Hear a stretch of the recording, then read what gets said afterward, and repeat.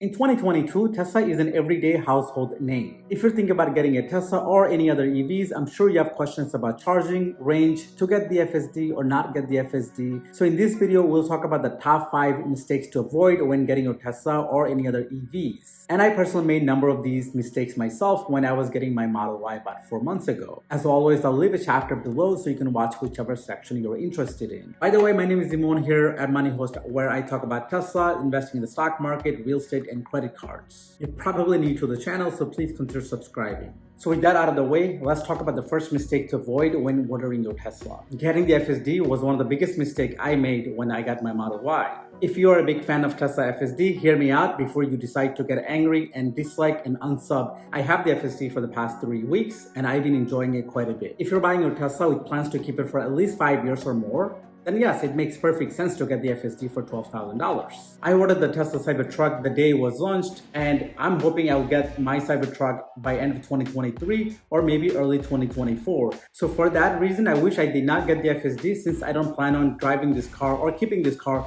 longer than 2 to 3 years at max. I paid $10,000 for the FSD when I ordered my vehicle, so I basically have to keep at least 50 months to break even. I personally think it's just a matter of time. FSD is going to be the future of driving. The FSD subscription is $199 per month. So you basically have to keep your car for at least 60 months to break even on paying for the FSD. So I basically paid $10,000 for the FSD just for the 2 years. That's roughly about $5,000 per year. So again, if you don't plan on keeping your car for at least 5 years, then maybe skipping the FSD might be an option for you and get the FSD subscription if you care. And Tesla also has the enhanced version of the autopilot for only $99 per month. So you can give it a try, and if you like it, you can upgrade to the full FSD version for $199. Second mistake to avoid when getting your Tesla is to figuring out your charging situation before you pick up your car. You see, the luxury of having a Tesla or any EV in general is to charge your vehicle at home overnight and fully charged, ready to go by next morning. So that way you're not wasting your time going to a gas station or a charging station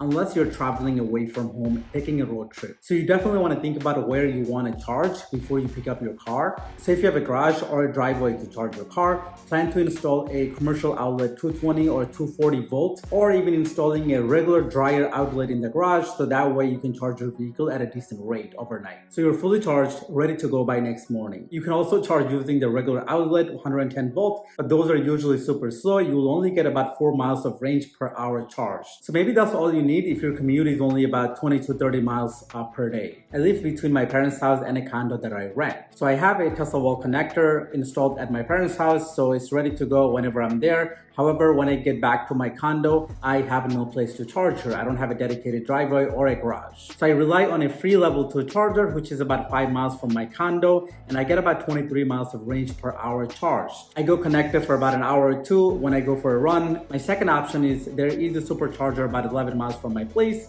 so sometimes I go there as needed. Alright, so the third mistake to avoid is not getting the right EV with the right amount of range. Not just Tesla, there are other manufacturers releasing their own version of EVs. You want to make sure you get the right EV with the right amount of range that you need. Tesla offers the Model 3 and Model Y with the short range. Although it might be enticing to go for a short range version of the Model Y or Model 3 at a lower price point, but keep in mind most people keep their car for at least 10 plus years. So you want to make sure you have the right amount of range for those long family road trips. It's not just Tesla that has the short range options. There are many other makers, like Mazda has an EV with only 100 miles of range. Then the Volkswagen ID4 apparently is supposed to be the most popular non-Tesla EV that only has about 250 miles of range. And most of the time you'll get 12 to 15% less mileage than advertised by the EPA. So your mileage may vary. And the reason that you will really want to avoid this mistake is once you have your car, you cannot change it. You cannot add more range to it. Maybe someday we will have modular cars that where we can add extra range and maybe add extra battery or two as needed basis. But as of right now, however, we don't have a way to add range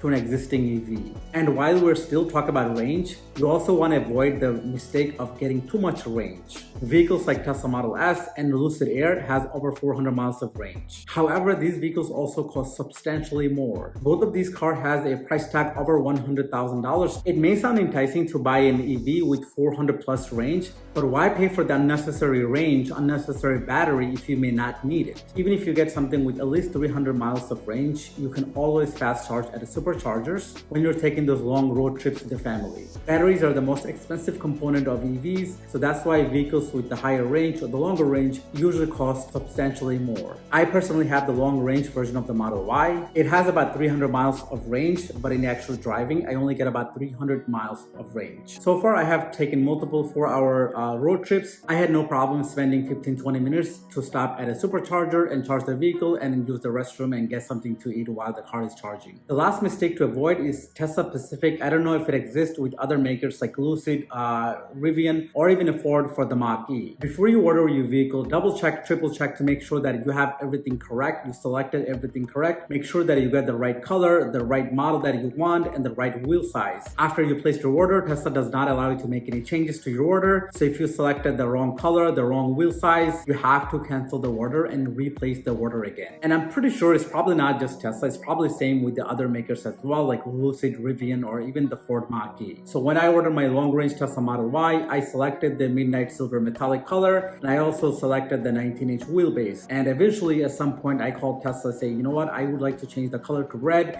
and I also would like to change the wheel from the 19-inch to 20-inch. They would not let me change it. My only option was to cancel that order and place a brand new order. So by then, the Tesla Model Y was more expensive by another $6,000. So it didn't make sense for me to cancel the order and place a brand new order just with a different color and pay extra $6,000 for it. So with that said, these are the top 5 mistakes to avoid when getting a Tesla or any other EVs in general. I hope you liked the content, and please feel free to subscribe and gently tap the like button. Thank you for watching, and I'll see you on the next one.